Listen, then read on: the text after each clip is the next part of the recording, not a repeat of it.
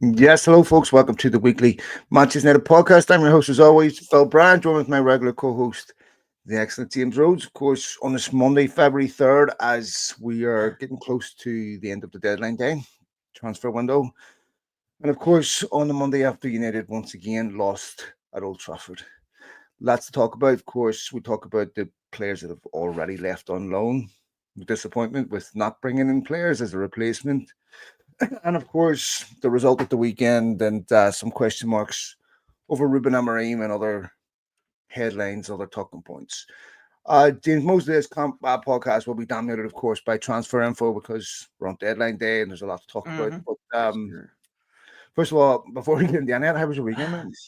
Yeah, it was pretty good overall. I mean, in general, I had a good weekend. Yeah, it was nice. We've had like a little winter warm up, so I got to get outside and shit here, which has been good. Yeah, not so that quite the same problem here in California. Oh Jesus Christ! We had like half a day of sprinkled rain about 2 weeks ago. But mm, that's been our entire. I'm not joking. Like you'd have to struggle to really call it rain, and yeah. it's been the entirety of our winter. um, but the game at the weekend. Give me your thoughts.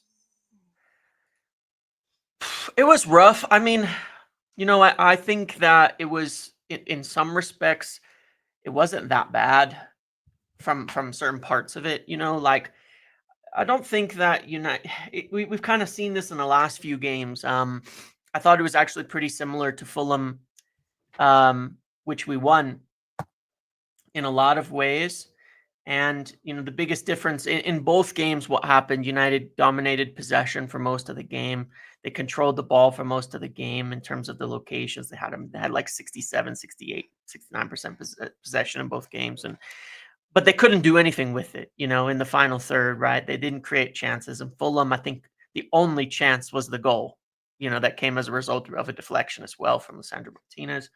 Um, against Palace, they probably created a couple more, but otherwise it was a pretty similar story to what we've been seeing. And then just in this case, as opposed to Fulham, a couple defensive errors, I think, more than anything cost United. They were not really under siege or anything like that, but just made a few errors they didn't make in the prior game that cost them. And so it's kind of the same story of there's some parts of it that are doing better, some parts of it that are doing worse, and the overall is not so is resulting in a fairly frustrating position, I guess, for everybody to be in, not entirely unpredictable, but frustrating to be in nonetheless. And I mean, it's these tried different things. Obviously, Ruben Amorim, some of them I think have been probably a mistake, but I also pretty much expect that managers and coaches and people are going to make mistakes um, early on, but they're also going to make mistakes when they're trying to solve problems they don't have the tools to solve. Right? They're going to start to do things that are a little bit creative to try to Mm. help it. Sometimes that helps, sometimes it doesn't. Everybody praised Ruben Amorim when he played Kobe Mainu as a 10 in the midweek against Europa League, that it seemed to work. I don't know about him playing as a 9 in the Premier League, but it's not that big of a stretch in his system because they're not doing that much different, at the moment in terms of how they're playing. Didn't work out, but so be it. He did that because he hasn't felt like he's been getting what he wants out of his strikers, obviously for that reason anyway. Um, I kind of have an acceptance of how our games are going to go these days, especially in the league. I'm much more optimistic about Europa, where United are the only undefeated team in Europa, and I think have won 5 in a row, which is a fairly good sign over there, which is kind of funny when you think about it. But it does remind me a lot of Jose Mourinho's first season when he came in. Now things are a bit worse than they were then, but Reminds the me of league is also a because there was lot always tougher. some incredible statistic that negated what your eyes were seeing. United lose 10 in a row, but Ten Hag's the most successful man. I mean, see, Right. Ferguson, oh, he's won 2 trophies, but they're, haven't scored a goal. And there was just Haven't scored a goal in 8 always games, I some know. statistic and always some stat that's, you can make an argument. The Europa League, great that they haven't been or undefeated. They should be undefeated Of course, of course. in the But Europa League. Tottenham aren't, and Postecoglou's been there for 3 years, in his second or third year now, I mean, if you look at some of the teams they played in that Europa League, I mean, Porto away, okay, somewhat difficult, but not it's not the best Porto team. And I'm looking at the games they've played, and I'm like, maybe Fenerbahce is a tough game. It's not a criminal offense if you lose it, but the rest of them, um, you know, United had won 3 games. They never felt like they'd won 3 games. It felt like they'd won 3 games by court order, because they were narrow victories. They were as concerning, as they were relieving. Because once the elation of the result wore off, and you look at the performance and you look at what didn't happen, it was ominous. One chance on target during Brighton, which was Fernandez's penalty. Licha Martinez's goal against Fulham. I think that was the first shot on target they'd had that game. Yep. And then, yeah, beating a poor Star Bucharest team away, which Rangers had already beaten 4-0. And at home against Crystal Palace, I know United were better in possession, but it seems to me it's meaningless possession. Like if you want Crystal Palace let you have the ball, there's no threat. And so United are not capable of dominating the game of football, building up sustained pressure, and creating chances for strikers.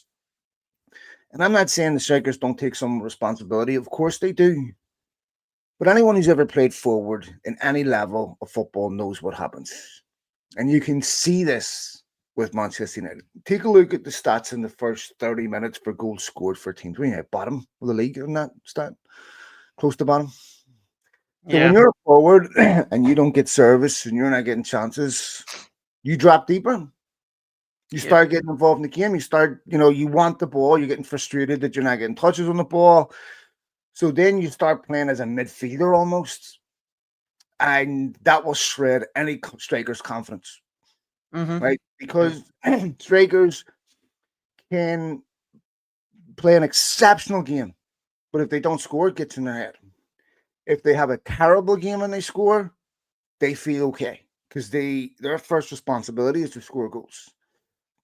But strikers are like a roofer, and if you don't have any foundation to put a roof on, you can't blame a roofer. Don't create. I'm not exonerating these strikers; they have to do better, but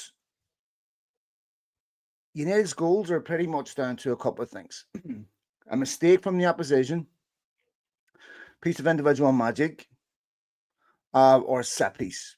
But it's very rarely as a result of how they build up play and take you apart. Yep. Agreed. Yeah. And so when I was watching Holland against Arsenal, and I know he scored, but he had 3 touches by the 40th minute. This is exactly what arguably the best finisher in the world would look like in this Man United team. And people after 6 months will be saying, get this fraud out. But before we can get there, and I'm not saying that Haaland and Xerxes shouldn't do better, they should. But I'm concerned that even if you bring in any striker in the world right now, they're going to share exactly the same fate until you start fix what's behind them. Yep. Then, strikers are like a closer in baseball. Yeah. They come in, they win you the game, right? Yep. But if you don't have a game I can't judge a striker on the chances they're not getting. If you're missing chances, if you're not getting chances, it's hard for me to judge a striker. Yep. You can have anyway, the thing is that to me, the problem is systemic at United. Sure. But on top of this, right, you have to think about where the football club are. The football club are dismantling everything they inherited. You can't build from this position. Until you get calm, consistency, and the people at the football club no longer fear for their jobs and they know they're a hire of the people that are there. Yep. Then you can build on that.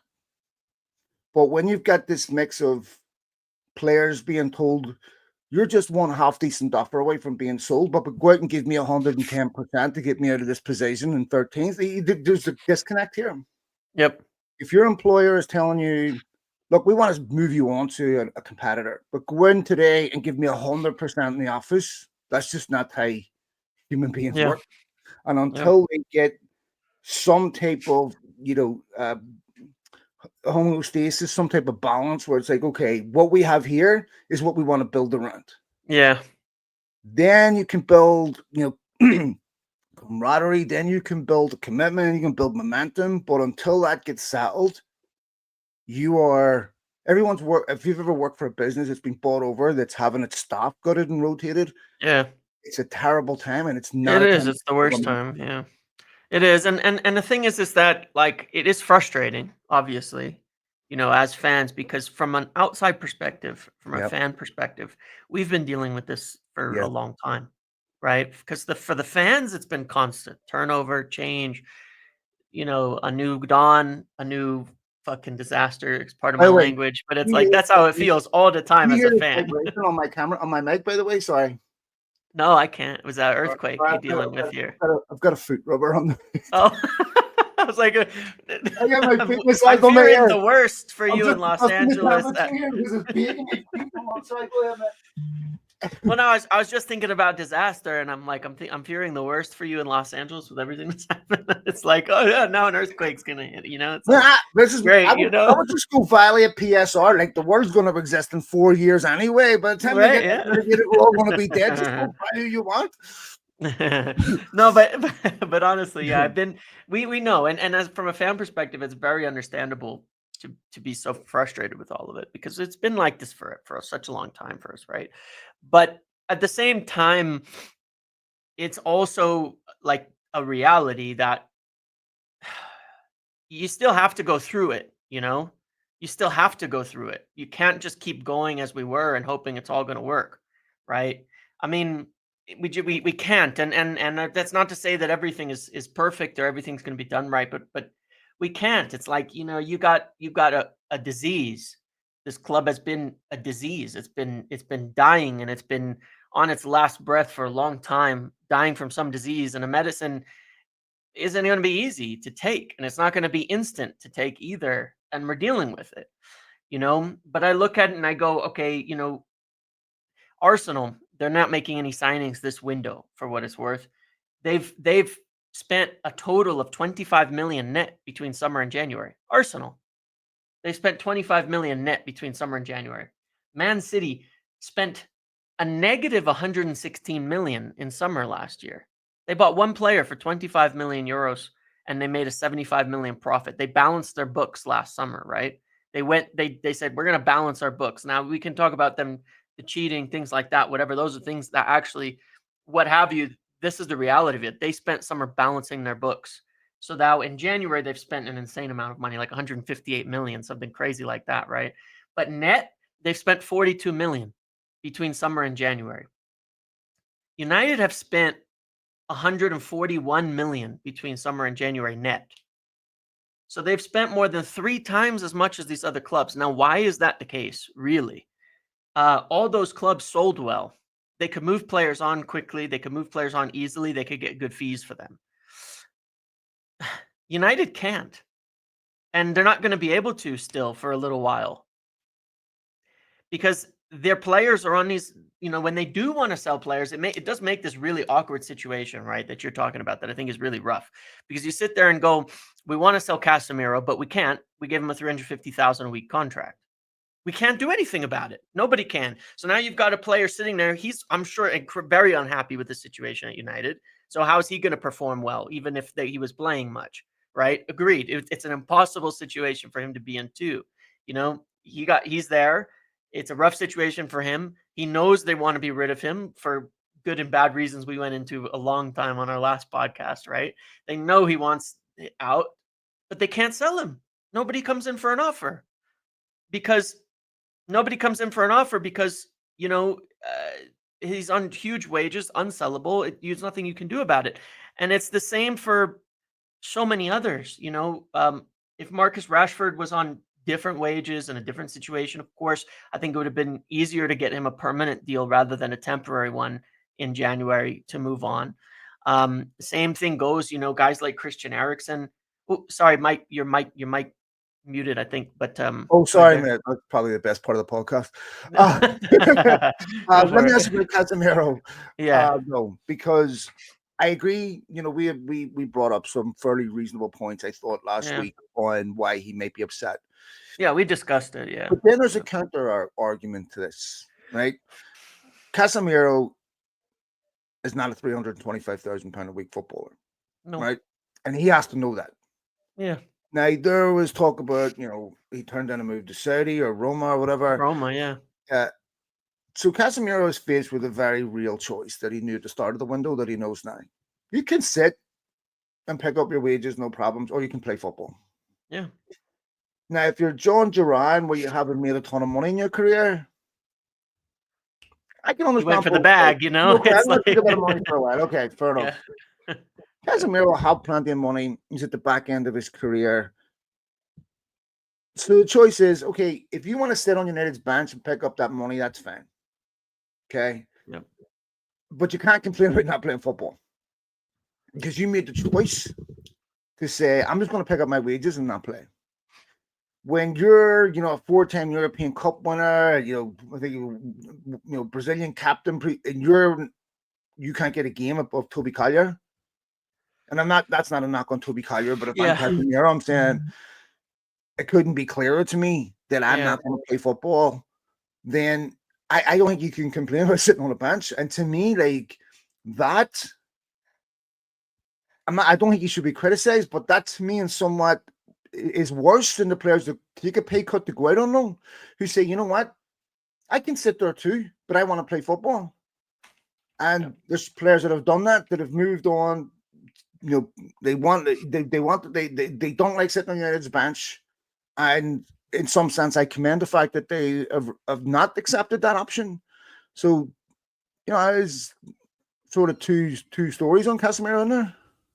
Yeah, there is, and it's like this there is a responsibility on the players, but that's why it's dangerous to give out these huge contracts, because it's like you give them that choice where it's going to be a choice for them of do I give up $20 million maybe that I'm owed, right, over the next 2 years, which is a crazy amount of money for a player who's not playing, mind you. I mean, it's insane that's where we're at. 20 million, okay?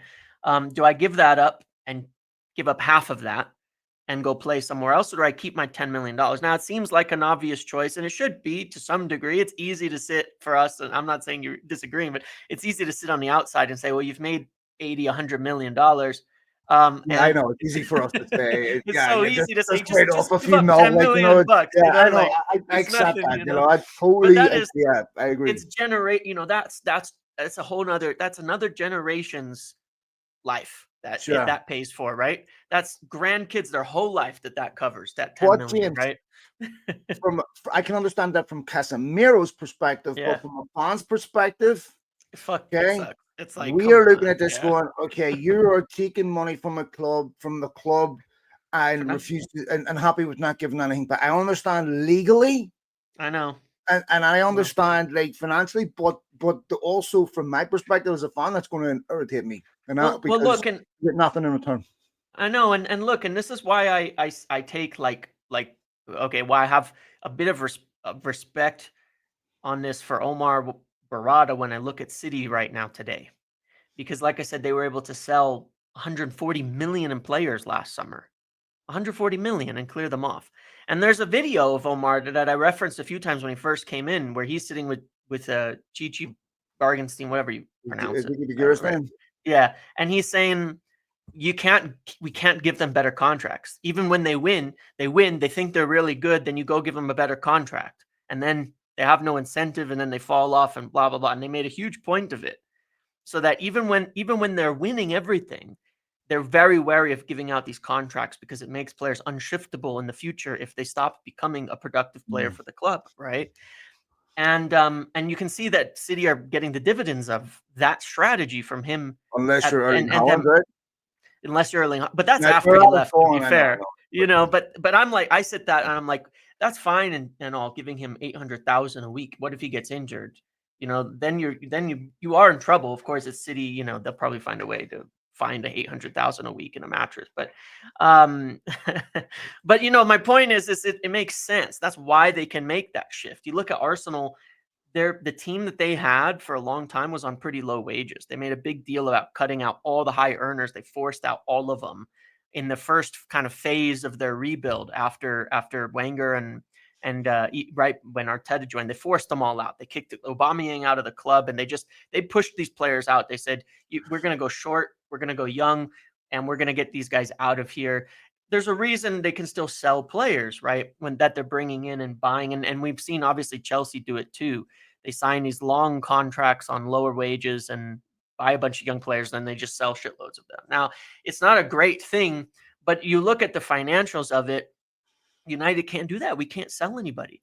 And people do have to realize that selling, it's not like being able to sell well has very little to do with the club going to someone and saying, do you want to buy our player? Like, that's not why players are sold and how players get purchased. It's a combination of, for one, the player and their agents 90% of the time have to be the ones bringing offers to the club, bringing interest to the club, finding a place for the player to land because they want to go play somewhere.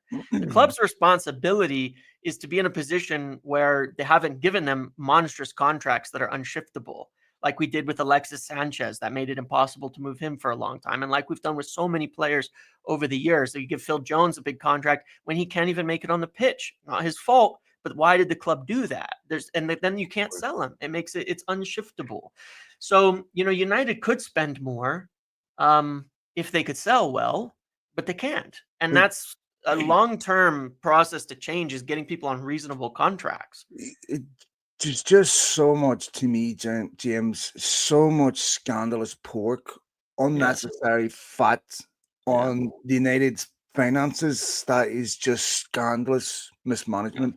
I mean, you've got probably the best paid fullback in the world in Luke Shaw that never plays. And then again, I'm not blaming Luke Shaw, but I'm talking about what they need to get back for their money. They have Mason Mount, who, in my opinion, will, and I feel for him, will never be same situation. They get nothing back. Yep. They have Jadon Sancho out on loan. They have at least we have that one. Will get a sale at the end of the season. But even still, we're getting 25 million, right? Yeah, we paid 72. Marcus Rashford out on loan. We have Anthony out on loan, and we've got 3 forwards. We get nothing back, and I got one of the best paid players in the world that doesn't play football in the middle of the park, in Casemiro. So United are now comprised of the likes of Kobbie Mainoo and Toby Collier that never cost a penny. You've now got players in the back 4. Big Maguire hasn't been great last few weeks, in my opinion. Now you've got Lisandro Martinez out, and United in this team are going to miss him so much, because he is like a deep line quarterback. Yeah. So many of United's goals that he picks out from deep line position. I mean, a goal against Rangers, I think a goal against City, it's all from like Martinez sitting deep, picking out passes that no one else is capable of doing in that back 4 or back 5, or however you want to do it. The one thing United cannot have and lose is a deep line creativity, because they don't have it anywhere else. Yeah. You've got Christian Eriksen is in that midfield, never cost a penny. Kobbie Mainoo, Collier, Casemiro doesn't play. Ugarte, modest signing in relation. It's just, this is a really, really poor, thin squad. Now, I know. What are the positives? It looks like Garnacho's not going to leave, which I think is a positive. Yeah. Some of the other and I just want to add to that point, okay? Because you got a lot of somewhat false narratives through the January window as well. That I tried to combat a little bit, and it's not about, you look, PR is in my mind, PR is bullshit. Like, PR is lies. That's how I feel about PR. sometimes when I PRs and say public if I, relations. yeah, I think it's mostly bullshit.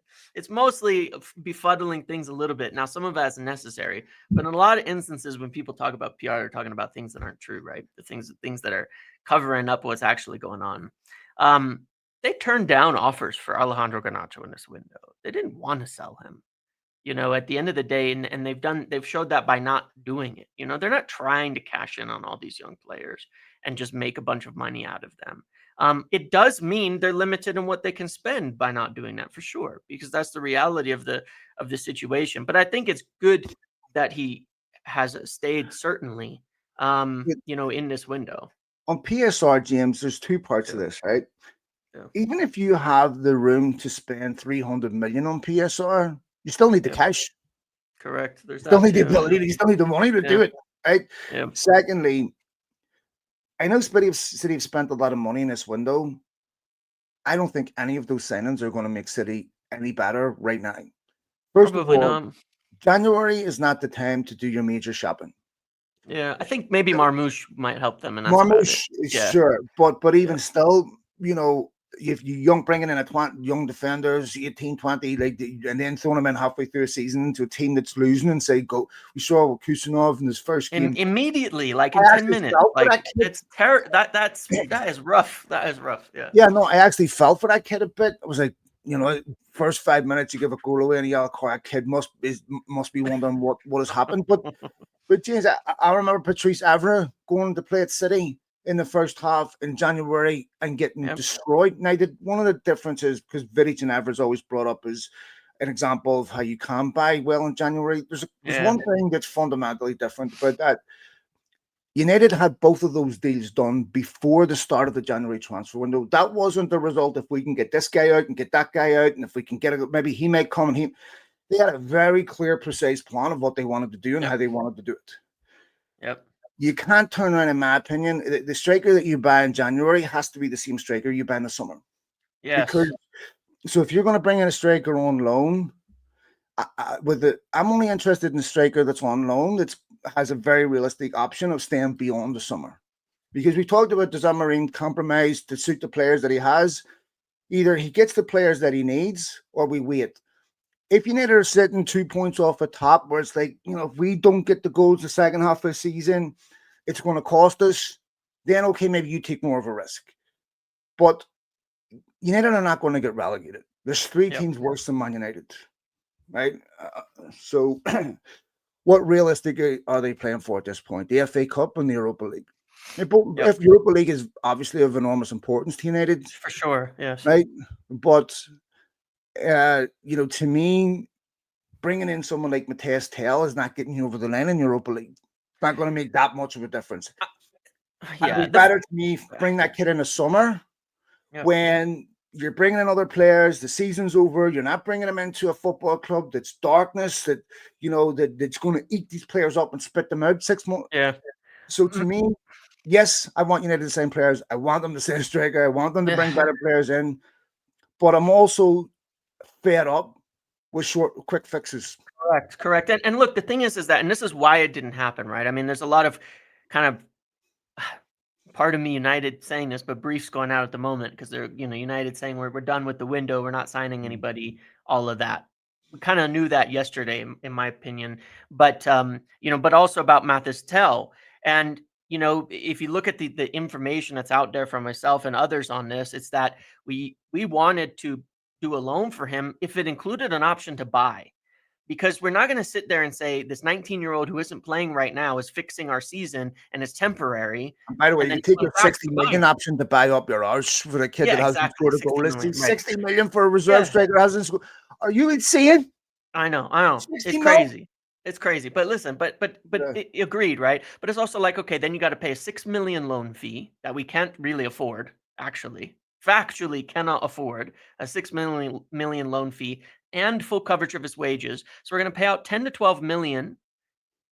That gives us nothing back in return for Mhm. a 19-year-old. That's not going to save our season. That's not going to fix things. That's not going to guarantee us No. anything. And then you send him back. Well, they would do it if we could buy him in summer at a reasonable cost, and that was built into the deal. They would have done it. They would have said, we'll figure out how to move a deal forward to say, get another player in. It's not 5 months then. We're just getting him in before summer. It's another option. He has time to develop. If it goes decently well, we buy him in summer and he gets time to grow into this team. Bayern didn't want that. Bayern denied that. Bayern rejected that. United are 100% correct not to do this deal. 100% correct. Objectively, it is they should not do this deal. It's not going to save them in the present, and there's no benefit in the long term. You are pissing money away for absolutely nothing. And it is a huge gamble. And look, the fact of the matter is, Phil, we've been here before. First of all, United have made 2 permanent signings in this window. I understand that one was essentially a cheap free center back from Arsenal, but he is going to the first team, and he has been in the first team bench and environment for all year. The last time they made a purchase in January was Bruno Fernandes. So it's not like every year United usually spend in yeah. And the last one before that was Alexis Sanchez, which just didn't turn out so good. Jesus, that's but yes, I didn't realize that the last time. we haven't. Wow. So Dorgu's the first guy we've bought in January since Bruno Fernandes. It's not like we always buy in January and they're cheap and everybody's going cheap suddenly. We made a purchase too in terms of permanent signings. Like, just to finish up on the Matthias Tell thing, because I've been trying to shoehorn this in for days and I've never figured out how to do it. I mean, to me, it would be a bit embarrassing if you haven't scored all season whenever your great grandfather was able to shoot apples off someone's head, you know. Yep. Please tell me you got that joke. I got it. Apple? Come on. I got it. It's been a joke to you, man. I got it. Why didn't you? I don't think it was fucking funny. I thought it was because it wasn't that fucking. I thought it was funny. In my head, I was like wheezing, laughing. You know. I find you funny when you don't intend to be, and I don't mean that as an insult. Okay. I will note that. That's I thought I was hilarious. But anyway, on that, don't we all? Don't we all? My bad. There's no coming back for that, Tuesday. Oh, sick! You're getting cancelled for that. I'm telling you, that's unacceptable. Well, so I'm just reading the Elon Musk right now to put you on the list. So I gotta cancel my payments. Put them on the list. Right? Up against the wall. No, listen. The United, we know they need a striker. We know they need a lot more, but the summer is the time to do it.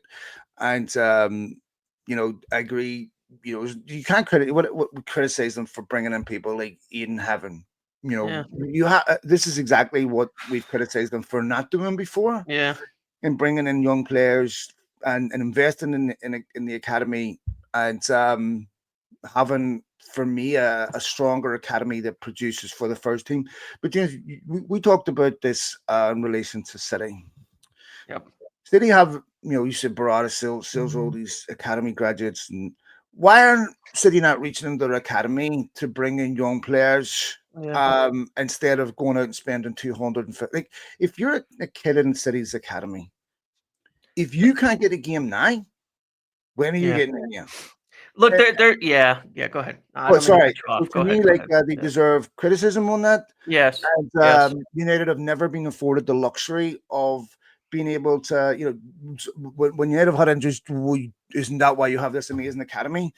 So, there is a bit of a double standard. There is. Like, why can't we use young guys now? Like, I'm okay with it. Like we should be, we can't be, I'm agreeing with you because it is a bit of a double standard. It's like, don't sell the academy players, but then when we want to use young players to make up the difference, this is when they get debuts. I mean, Marcus Rashford debuted in the team because of injuries. He wasn't ready.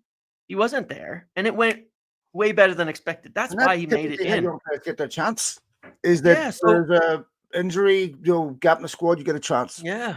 And because you're short. If you keep signing 26-year-olds who are going to fill every gap, there's never a chance for them. And you just sell the academy kids off and nobody ever comes in. So there's a balance, right? There's a double standard there that United get held to, because I look at it and I'm like, okay, so it's a chance for Toby Collier to play more minutes and see if by the end of the season he has earned a spot. It's a chance for Aiden Heaven to come in. Now Lissandro gets injured. I mean, which is really unfortunate, by the way. Really a sad thing for Lissandro Martinez that he has an ACL and MCL injury. He'd been playing really well of recent. He's been really important to United. He's obviously a player who cares so much every second he steps on the pitch, every second he plays, every second he tries. works Mhm. hard, fights hard, a standard, and sets a great example for everybody in United squad. And it is an absolute shame that he has picked up this injury now. It really is. Huge. Yeah, I mean, beyond the fact that he's an important player, he brings something to United that they don't currently Yeah. have and that they miss. He's left-footed. I wonder who will end up filling that left-footed centre back slot. It's incredible, James, that on the day United sign a left wing back, they lose their left-footed centre back. I mean, I know a lot of United's demise, they're architects of it, but they have truly Holy shit, man. The luck incredible is just misfortune. unbelievable. Like, Yeah. if I'm looking at that team and saying, give me two or three players, you would pick out that you pray never get injured. Yeah. It's Martinez. When Martinez got injured in Ten Hag's first season, that's Yeah. when everything. I mean, truthfully, United never really recovered from that, even in the second season. Correct. Yeah. And we never quite got back the player we had. And you worry about the impact of repeated ACL, MCL injuries. I've had 6 knee surgeries, James, and anyone that's ever had knee surgery will know you lose range of motion. You're never quite the same again. And even the muscle buildup, everything else is completely different. You get atrophy in one leg, and then you're trying to balance it out if it's not your strong leg, and then you come back and you're very susceptible to muscle injuries because Yeah. the way that rehabilitation is not a perfect exact science. It changes from player to player based on very different biological differences and United hadn't exactly handled his previous injuries exceptionally well. I think they'll do that this time. But Yes. devastation couldn't have gone much worse. And one player that I really didn't want. You wouldn't wish it on anyone, but was really Yeah. hoping to. I It's one do of the think worst possible ones for it to happen for United at this point in time, for sure. Agreed. you think if there was one area, like we talked about with striker, you have to Yeah. sign a striker in the summer. I still think United would have signed a Dorgu in the Yes. summer. That's still something I could see them doing. And to me, if there's one obvious position you could fill that would instantly improve you, it would be a left wing back Yeah. because that's like United have been driving with 3 weeks. So now you've got 4. Yes. And Dorgu will make United a better team. Now, it Well, might and, take him a little bit of time to settle in, but he will make United a yeah. better team. Well, I agree with you entirely on this point because I look at, when we talk about strikers and things like that and talk about the chance creation and talk about, there's only so much they can do. And you look at strikers in the best teams, and when the rest of the team isn't functioning around them, there's little that they can do. And honestly, like, I think 100%, I believe, because I don't think you can look at a position and one spot of the football team in a vacuum. There's 11 players all playing together at the same time, doing the same thing, and the actions that each of them take interact and affect one another extremely so, like dramatically. We saw when United had no number 6 in the midfield, nobody to clean up, nobody to tackle, how much damage it could cause in terms of its effect on the whole team. These things happen. We've seen it when you end up with a goalkeeper that you don't have confidence in, which we're also dealing with at the moment as well, where they don't come out for crosses and it throws off your timing. I mean, you look at some of the things that have happened yesterday in that goal, for example, like the first one especially, where you think, maybe Oro gets pushed, maybe he gets beat, Mm. maybe Onana misjudges it and should have come off his line sooner. Maybe he should have stayed back on his line. Maybe he should have claimed it. Maybe, and you don't know what he's going to do as a defender in that position. And Maguire gets caught watching. It's a mistake from him, but it's also a consequence of some of this. You don't really know where Onana is going to be. Maybe you think he's going to catch that pass that comes in, and so you're in the right position to deal with it or what have you. And these are the types of knock-on effects that happen when you have these situations or around a club. I think that a left wing back, again, we were talking about last week how every manager's had like at least one position where they've had nobody at all to play in that position. Not Yeah, even it's not a good enough player, they don't have anyone. Now we do with Dorgu coming in. And I think it's more like I do and Leon in the summer. strongly, yeah, and Leon in the summer. This is good stuff, right? I think it is going to make us better, than signing a striker. I don't think you could get a I striker agree, in mate. January that is going to improve us more than getting a left wing back at all. I don't think there's one on earth that would make us better than a more of a left wing back. That is available. You know what I mean? That is even remotely attainable. I don't think it's possible. I think a left wing back makes a bigger difference in the team than anything else we could have done because it's this massive gaping problem that the whole thing falls apart around the inability to play that. And it has this knock on effect, right? Where Mazraoui, for example, playing at right wing back, he struggles really badly there. We saw when he first came in at right center back, Hmm. as part of the back three. We saw it on Thursday at right center back. Exceptional. Plays it really well with the game in front of him. At right wing back, he's not. It's just not for him. It's not his position. But this is a knock-on effect because you have to have Dallo out there, Mazraoui over here, all of this. What Dorgu coming in does is not only helps and fixes a bunch of that, but it also means Mazraoui adds to cover for the center back position. And if there's one silver lining for the club, it's that the Dorgu coming in actually Hmm. gives us more options at center back, given the injury we've just had, and that is a good thing too. So I think Yeah. there's a knock-on effect of all of this on the rest of the team that is quite a positive. Yeah, look, I mean, I think it's if you look at the players United have moved on, James, Yeah, how many of them would be playing between now and the end of the season a significant amount? none. I mean, That's the reality. uh, to me, Anthony, of course, I'm gonna like probably there's probably not many people agree with me, but I think Anthony's a much better player than what we've ever seen. To me, now I think that Marcus Rashford's obviously a much better player than what we've seen. Yes. I think that there's a number of players at Man United individually that are much better Yeah. than what we've seen. I go back to something that Ronaldo was saying, which I've said many times myself. If the water in the aquarium is contaminated, you take the fish out, you put them back in, they're still going to get sick. Yeah. Yeah. Obviously, United's main issue is environmental. Obviously, right? And they've never had a real serious collective team goal from the top down that has been defined as success or failure. Like if you sat down with the Glazers and said, define success, you don't get a football answer. And then footballers, you have a football club that says, look, we just want you to qualify for revenue streams. It's very Yeah. difficult to grow a collective commitment to a goal that players want to win trophies whenever your ambition outstrips your employer. For United, to me, I feel a lot of these players suffer and decline and degrade because the atmosphere just grinds. Human beings are an organism, teams. The environment that an organism grows in determines its health. If Yeah. you try to grow an organism in an environment that's not suited, it will kill the organism. And I don't care Absolutely. who you are, whatever environment you inherit, you may, if you're a positive person, you come into a negative environment in the beginning, you're going to have energy to try to change that environment. You're going to try to encourage better, better communication, Yep. but eventually you submit Yep. because eventually your energy reflects the energy that people see this in relationships all the time. Yep. And so, to me, I think that environment, you want to bring a young striker in right now. Like imagine you bring in a young Matthias Tell and he doesn't score goals for the next 3-4 months in a team that fans. Joshua Zirkzee was getting booed within Yeah. I three, mean, 4 months. Do you want to bring a young striker? By this summer, he's already cooked, as the young kids would say. It's already, hide then to rebuild that kid to get to believe.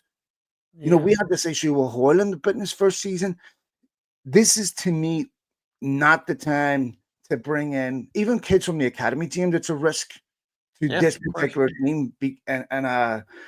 I just think if you're going with a very experienced striker that's been about for a while, okay, they're used to this thing. But young strikers, especially in a striking position, wherever the pressure to score goals at United is so great.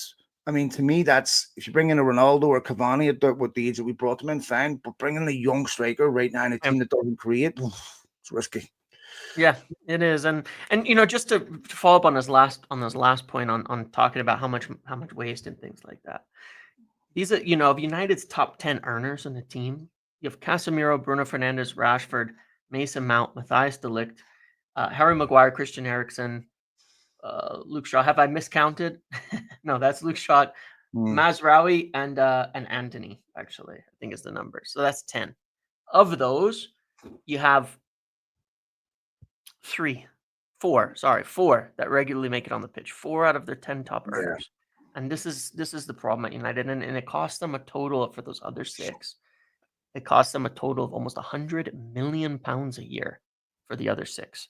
And that is how we've ended up in this situation. It's If you had them all unbelievable. playing, you'd spend that money and say, great, if they were all playing and contributing, it's not an issue if they were, if you had those, because that would be 6 more players than we have today for the same amount of money contributing, performing, helping United. We don't have, and that's unbelievable. And I will say, from the perspective of a manager, this is not my opinion. From the perspective of the manager, based on people I've spoken with, he leaves this window stronger than he entered it, in terms of his options. Now, the only loss that he does is clearly felt, which has nothing to do with transfers, is Lisandro Martinez' injury on the final day, basically, which is extremely unlucky.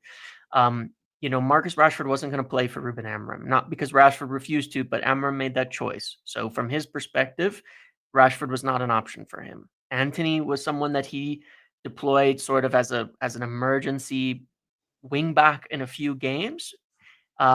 He signed Dorgu, who will provide a starting level replacement, in there. And he brought in young Aiden Heaven as well, who will be in the first team. How much he plays, fine. But from his perspective, he leaves the window with more than he started. And that's a little bit hard to swallow to a degree when you look at it from the outside perspective. But that is the feeling of him and the people within the club. I think it should also be noted, Ruben Amorim isn't an idiot. I think people go on about far too long. And what I mean by that is, you use the word a lot, which I've started to like, which is infantilizing him. He's an adult. He's a grown man. He did not walk in here with the wool over his eyes and being promised he'd have 200 million to spend in January. No one lied to him. He made these decisions. He made the decision himself not to include Marcus Rashford. That was his call. He made that decision. That is his choice firmly. And he knew, I'm going to be short a player doing that I may not get to buy anybody to replace.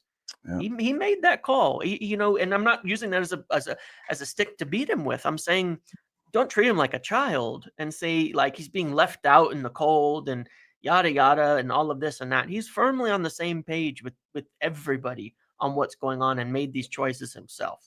And they gave him the choice too. Would you sell Garnacho to bring in players if you wanted to? Because that's what we'll have to do from a financial perspective. He chose to keep Garnacho. Good. He thinks that's the right choice. It might well be. It probably is at this point in time. But he's made a lot of choices that, but he's not going to get sacked for it. He's not sitting here. They know, everybody's on the same page as this. They know they're leaving him short. He knows he's short, but they're all on, there's nobody's being fooled here. Nobody's being tricked.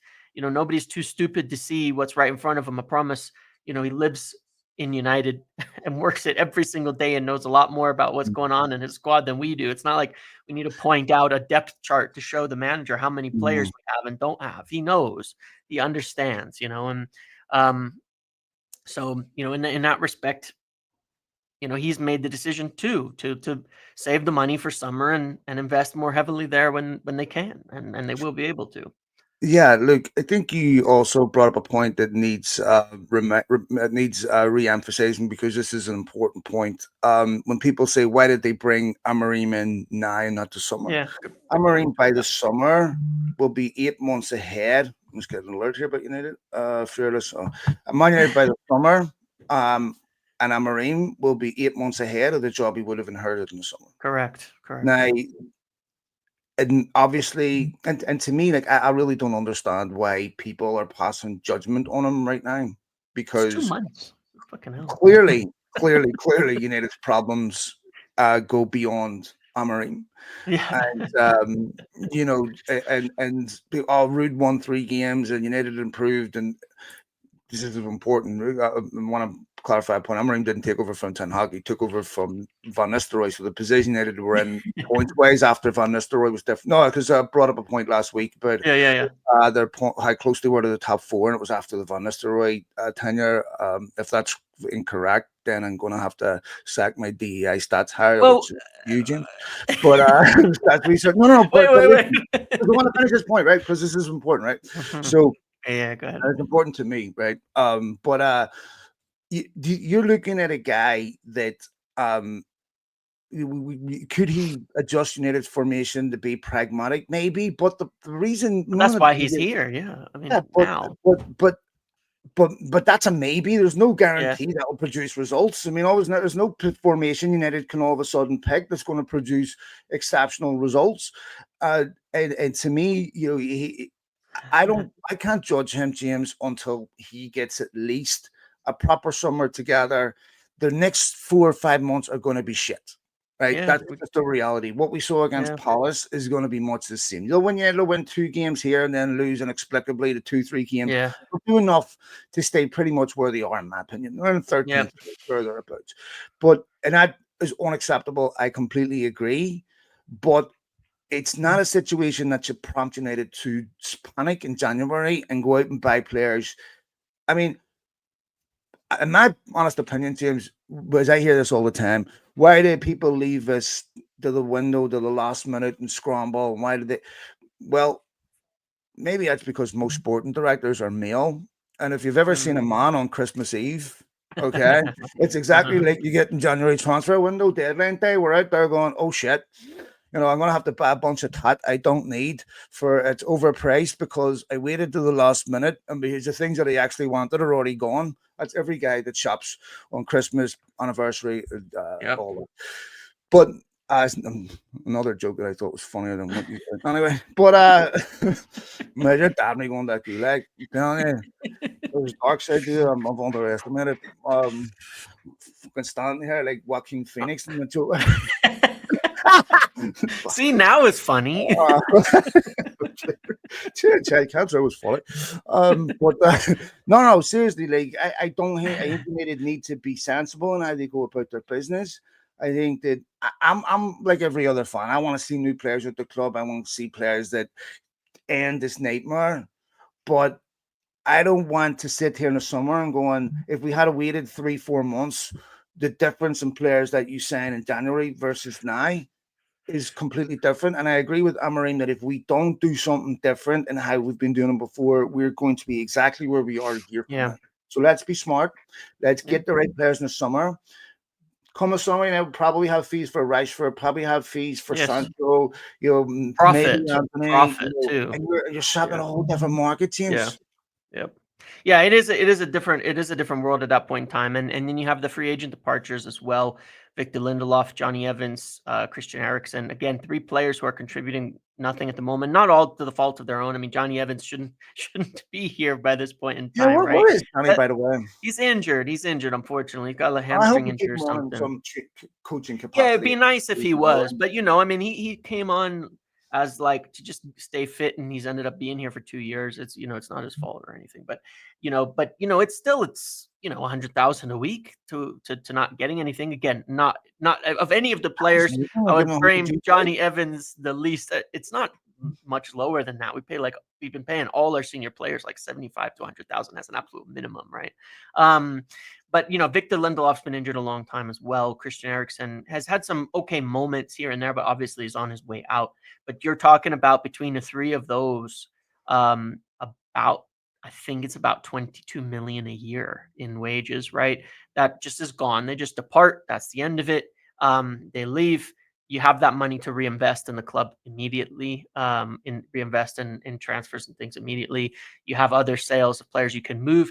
They feel like, one of the things, again, not to get too complicated on the financials, but every year that goes by, it does get easier to sell a player, even on big wages, because one of the things that happens is when you sell a player, you have to basically balance the books for what you sold them for versus what you still owe on them.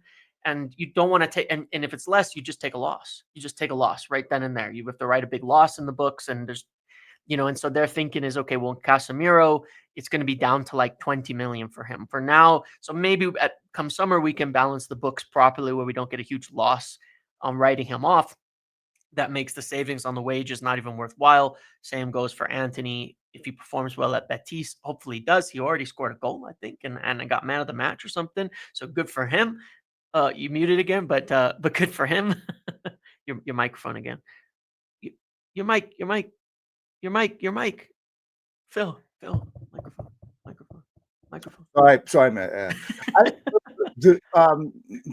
apologies. The people I locked in the closet have been getting out, so I wanted to keep an eye. I don't know how they figured it out. They may have seen a couple of women walk past. So, anyway, no.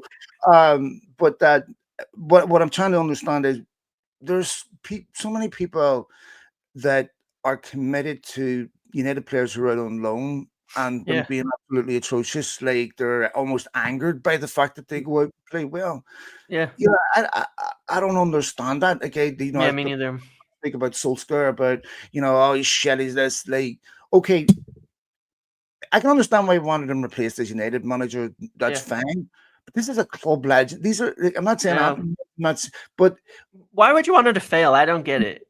Well, even Sancho, like I don't like what happened, but kid, go play well, go enjoy yourself, and your success or your failure is not going to nourish me. I want you to play well, and being successful in a different environment is not the same as being successful in another one too. Like it doesn't have to mean so much to somebody that it like messes with the brain. A player can go from United to Betis or to Villa or something and do well. And it doesn't mean it was even a mistake on anybody's part for that separation to happen. It's like otherwise you date one girl in the beginning, she goes and finds a different guy. It's like, does it make you a piece of shit that happens? I mean, maybe it does, but usually we're gonna have to, don't. No, but I don't just promise. But man, honestly, I agree. We're gonna need to hire an editor for this one. We're gonna get in a lot of trouble. Dick, man, if anyone wants to get me deported, make sure you do it on a Monday, not a Friday. I'll go well. No. Yeah, maybe we do need an editor for this. No. Seriously, mate. I'm also at an age where I'll be totally honest. I haven't felt a dopamine rush from a United signing. I don't know if I just grew out of it. Like I was like, oh, okay, good. And I want them to do well. Obviously, I love bringing in players, but I understand that from a business perspective, you have to be much more calculated. And especially at these key areas, because United can't afford mistakes anymore. They can't afford to bring somebody in to bang them out on loan, 6 months later. Time Malacia looks like he's going to go to PSV, or it's happening so fast. We had said numerous times on the show that even when he comes back, there's you can't be certain that he's going to be at that same level that you need to be at, and he'll probably need a loan. At least, yeah, and so, well, I think obviously United would sell him, but I think in his situation, a loan is really, really helpful because he has a decent couple of months of PSV. It's impossible to put a price on him right now because it's been so long since you've seen him as a footballer. But you go to PSV, play 6 months, or 5 months, whatever, and play well. It's a whole different ball game. And again, another player that, especially with Dorgu coming in, we wouldn't have seen much of. I think that's it, James, in terms of outgoing. I think that is. I doubt anybody else will leave because we don't really have anybody else to move on. Most, again, the squad is pretty slim in general, but most everybody's getting used these days, other than the ones we've talked about. It should be clear. It's not bullshit just to speak about it that United have been already working on deals for summer. It was mentioned by we've talked about Kenda in the past and things like that, and he's another young player. And that being said, he's a player that has been on the radar. It shouldn't be underrated. Like, he's been on the radar of big clubs as being one of the top young prospects in all of Europe. He Mm. started in the Champions League already against City under Amorim in that win against City. And in every game, Amorim brought him into the senior team, played him at right wing back. He has a lot of similarities to Amad Diallo in how he plays, but also his intensity of action, where everything he does is at a 150 speed all the time. He's really, really well looked at as a young player, and there's pretty heavy reports, as I can follow up in on the Portuguese side as well, that a lot of people think this one's pretty much well lined up. United can't sign him now, just to make it very clear. He's only Yeah, 17 no, years old. They actually can't bring him in, but they can in summer.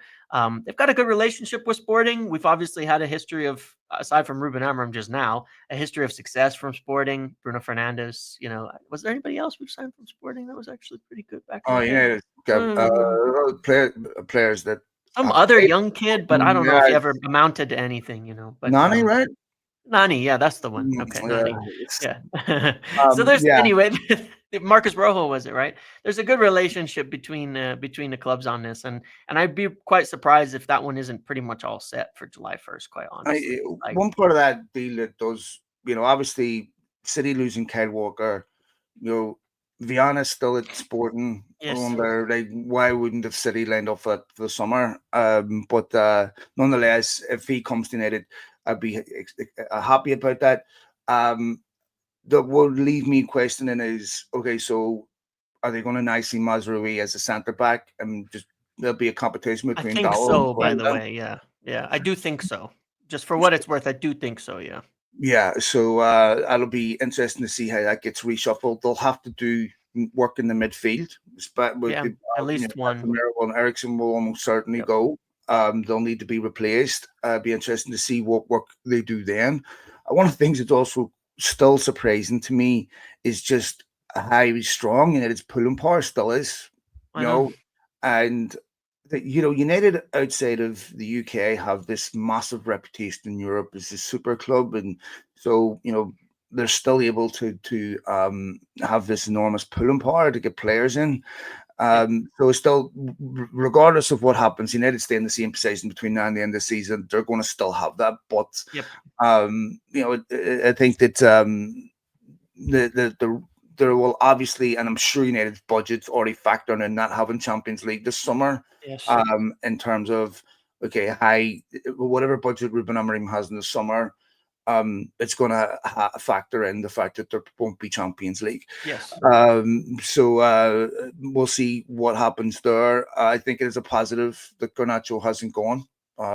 He's someone, James, He's that been good recently down the too. summer. Amorim's put more trust in him, it sounds like, Mm, publicly, but also in his selections. I think he's been better.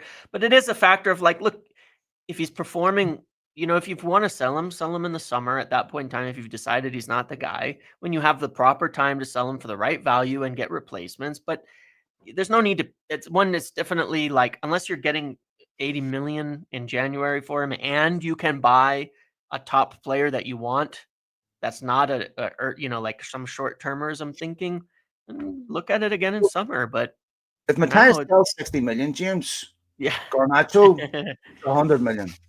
If Matoma's 90, I understand that you're not gonna Saudi's replicate that. crazy, though. I don't think we could. Yeah, no, it's not reflective of Yeah, market value, yeah, but I didn't want to see him go. I don't even. I'm not happy at Marcus Rashford having a 40 million yeah. buyout. Like, to I me, know. with the Marcus Rashford, that 40 million buyout is based on his form over the last year. Why Yeah. wouldn't you wait?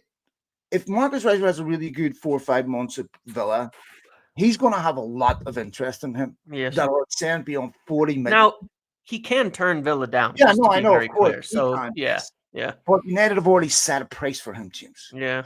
So now And you're coming out, other clubs are going to, you're going to get something in and around that, because what's and going to happen is Marcus Rashford will make the choice and say, I want to go to this club. Okay, but Marcus, this club's only offering 40 million. This club's offering 60. I don't care. You said yeah. you'd sell me to Villa for 40. Now I want to go. Like, to me, I just don't understand But to be why to be fair, the yeah, value do I that. know. I think it's, to some degree, I think it's I don't know if I'd call it a kindness, because it seems like it's odd that would happen. But I think it's I think it is fair given everything that's gone on, and I think there is some recognition among certain people, not everybody, but a recognition among certain people that the where we've ended up today as a club with Rashford, there's a lot of people to blame for how Of things course. have went, right? And I think there is recognition of that. I can tell you for sure there are people we've Mhm. talked about this, so you know, but I can and I've said it before myself, but I know for sure there are people higher up in United that are not they're not it's not they don't hate Rashford and they're not thrilled with where things have ended up, and they knew Mhm. there was already a lot of tension coming into the season between him and the club and some of the things that have gone on, um, unfortunately, right? And so I think there's a bit of like, he's been here again 20 years since he was 7 years old. A bit of it gives him an easier time to go in summer and makes it more likely that it's going to happen either way, by kind of setting that price there, and potentially if he performs decently well at Villa, it means everybody can, if Barcelona can come in for 40 million in summer, then it makes it easy for him to get the move to Barcelona if that's where he wants to go at that point in time. So No, I certainly mean, for markets and his it's people, then yes, absolutely. I think But it's kind of decent for him, I guess, is what I'm saying. And so maybe that's intentional. I can't say for sure that it is, but maybe it is intentional to make it a little easier for him in the future. I don't think so, no. But maybe not. I I just mean, don't it's think not United think like that. I just don't think fair. Maybe they there's don't. an avalanche to Maybe say, they hey, don't. let me set a low benchmark, Yeah. so that you can be met that will help you. I mean, James, with the Marcus Rashford thing, to me, I know there's a lot of people listening to this that have anger and resentment and don't share any of my nuance on this, and I Yeah. respect that. My information ecosystem is a bit different. So, I'm probably prejudiced and biased towards a particular way. But I've also got much more information that provides context on what has gone on Yeah. and some of the things that United, it's not so much what they did do, it's a lot what they didn't do. Yeah. And to me, we had an article in the Sun on Thursday or Friday. It was a laundry list of issues that have happened with Marcus, some of which weren't entirely true, some of which Yes. were true.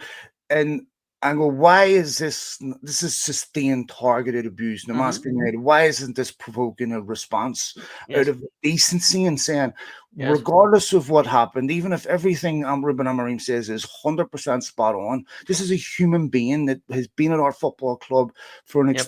extraordinary amount of time. If he was really a piece of shit and disloyal, he could have left when his contract was up 2 years Yep. ago, when he was at the peak of his powers, when everyone was throwing money at him. He could have went anywhere and left United empty-handed, Yep. and he didn't do that, and he Yep. stayed. And to me, I like Amorim, but I don't like. When was the last time you saw a manager in English football, week after week after week, zero in on one player and just continually target them with things that, to me, are very heavy question and commitment? Because obviously Marcus Rashford's people would give you a different story, and they have no right of reply in the arena he's being attacked in. And to me, that is really that is like unbecoming. Yeah. He said Yeah. he wanted a Yeah. new challenge. Did Ruben Amorim not walk into Sporting Lisbon in November, halfway through the season, and say, "I want a new challenge"? Mm, I mean, yeah. and this has been going I on. don't believe that's such a sin, that those types of things. And I did bring this up at the time that especially when that was a response to stories being briefed by someone at United to journalists, briefed Yes, or leaked, whatever, being briefed or leaked to journalists at United that Rashford was up for sale. So if someone comes to me and says, and is putting stories out, James is being let go from the company in January, and then I go out and do an interview and say, I'm looking at new jobs. Fuck me, right? What am I doing wrong in this situation? but Like, one of you the know? one of the most insane equivalencies I keep hearing is this wouldn't have happened under Fergie. I want you to think about what Fergie would have done if someone inside the football club was leaking stories which are not even true or half true to a From the fucking dressing room, YouTuber. yeah. Yeah. I mean, Yeah. fucking YouTuber, James, Yeah. who's performing a character of a 16-year-old boy who has watch parties where he pretends, oh fuck me, oh my god, oh bro, this is all the most fake performative fucking shit. And who the fuck wants to watch somebody watching a football match? Have you lost your mind? And this guy is sitting there going, how can I think of something funny, something catchy, so other fan channels can pick this up and go, oh my God, look at this, is amazing. It Onana conceding it. And, and then you want to ask the same players for interviews. Like, this to me is high in earth. Did Liverpool do this? To Chelsea do this? Did the City do Yeah. it? When was the last time you saw a City player on a City YouTube channel with the guy Yeah. that? This is insane. And then you Yeah. wonder why people have broken relationships with their employer. And Yeah. then you turn around and say, with even his farewell tweet on the, it was really dry. It was arid. Yeah. It was almost like, yeah, one of these phone, yeah, we're going a different direction. Thanks, bye. I mean, Yeah. to me, whatever happened, James. Let me make this absolutely clear before I say this. I am not comparing these two people as footballers, okay? Yep. Not for 1 minute. And as someone from Belfast, George Best is someone I love. But there's a statue outside Old Trafford to 27-year-old, okay? Yeah. Who Marcus Rashford's goals to game ratio was better, by the way, but Mhm. George Best is lads, okay? And I will, obviously, I'm not making that comparison, so please don't ever try to attack me on that. What I'm trying to attack you on is the time forgives, right? Marcus will be, Yeah. the wind will heal over time, and I want him to go to Aston Villa and do well. But talking about a player had issues off the pitch, Marcus isn't Yeah. coming and getting arrested. He's not beating up women. Yeah. He's not, being pictured at 3 a.m. off his head. He's not, going to jail. He's, what has he really done? Fine if the manager has an opinion on him that he doesn't meet a certain standard to get in the team. Ruben Amorim's every right to make that decision. That's between Yeah. Marcus Rashford and the manager. But even today, James, the Daily Mail put a fucking article up saying, questioning his appearance at Aston I know. Villa's. I mean, I what know. is wrong with these It's people? disgusting. It's honestly Imagine how you disgusting. are as a human being reading that every day, Yeah. and then think that you can go out and be like, that is disgraceful.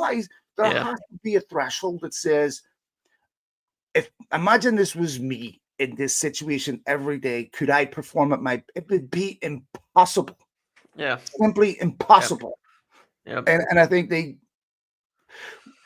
to me, the club has to have a little bit more resilience and say, no, you are not attacking our employees. Well, Garnacho had his issue with the fans. It was unacceptable, and the club came out and supported him, right? But we have a Yep. situation now where Marcus Rashford was treated worse by United than Mason Greenwood, and that's a fact. Yeah. And I'm sorry, It's shocking, man. Mhm. I define anyone and their values by how they apply them to the people they least Yep. want to apply them to. Correct. That's the Yes. resilience test. Not when it's convenient to apply them to someone. When you apply certain standards to people you don't want to apply them to, that is how you define them. Anyway, mate, just disappointing on that end. And that's something that as a football club, United have to fix. This is a club where we're going to Yes. protect our players, a club that you want to come to, a club that is it breathes an atmosphere that cares about how you are as a human being. That to me Agreed. is very important. 100%. All right, matey, anything else before we go? That should do it. I think that's all we've got. So we've obviously, advanced in the Europa League. We'll have I think it's a cup game on Friday is our next one. A bit more training time, midweeks off, I think, for the next 2 or 3 weeks for United. So hopefully it's an opportunity, more time on the training ground, more time to get the new young players into the team. And hopefully, we've seen some good performance off the back of when they had midweeks available. Not long ago, we saw things like Liverpool and such, and so hopefully we'll see some improvement there. But otherwise, that about does it. Okay. Hopefully, I agree. Hopefully, look, like I said, it'll be a rough few months, but we'll see what happens over the summer. But we will be back again next week, mate. Take it easy, Jamesy. Thanks to each and See you every one later. of you for downloading the Yes. podcast. All the best, folks. Bye.